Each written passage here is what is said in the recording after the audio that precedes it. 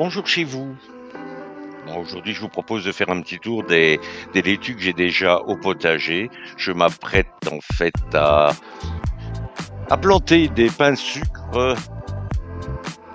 Dans une couche, j'ai déjà mis différentes sortes de salades. Il y a entre autres des gouttes d'or, des merveilles des 4 saisons. Là, la salade un peu brune. Et alors, ces salades ici, ce sont des salades asiatiques. Il y a de la bitsuna, qu'on appelle aussi la moutarde japonaise. C'est des damenia qui ont un petit goût d'épinards ou de navet un petit peu plus piquant. Et également de la roquette.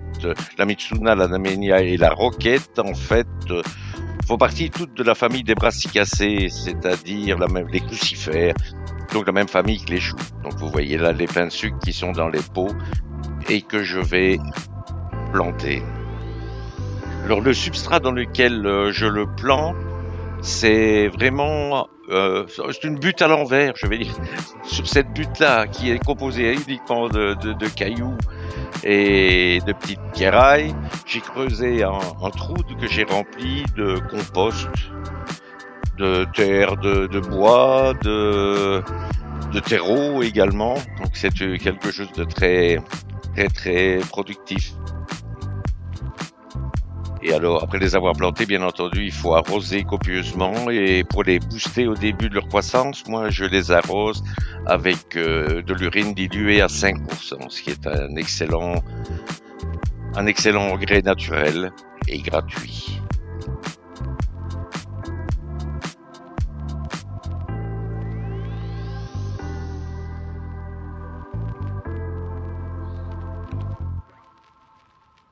Vous faites les roquettes, gouttes d'or, mitsuna, etc.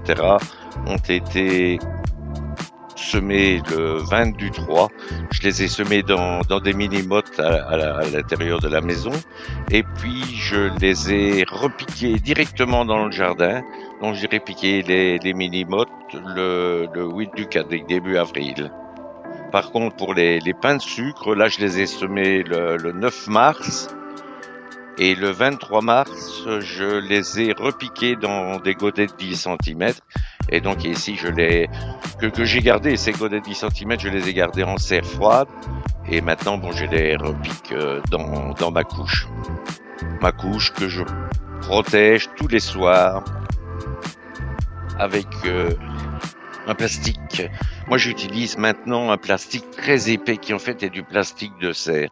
Au départ, j'utilisais du plastique plus fin, mais alors il se déchire chaque année. C'est à recommencer ici. J'ai pris du plastique beaucoup plus solide et ça convient très bien parce qu'en plus, il ne s'envole pas comme l'autre et ne se déchire pas avec le vent. C'est quelque chose de très résistant. Bon, plus cher, mais c'est un investissement parce qu'on le conserve beaucoup plus longtemps. Voilà, je recouvre ma couche pour la nuit. C'est toujours, il ne gèlera plus en principe, mais c'est toujours mieux. Vous voyez l'autre couche que j'ai le long du mur aussi, dans lequel j'ai semé des salades et que je couvre aussi avec un tunnel en plastique. Bonne fin de journée à vous et à bientôt pour une prochaine vidéo. Bonjour chez vous.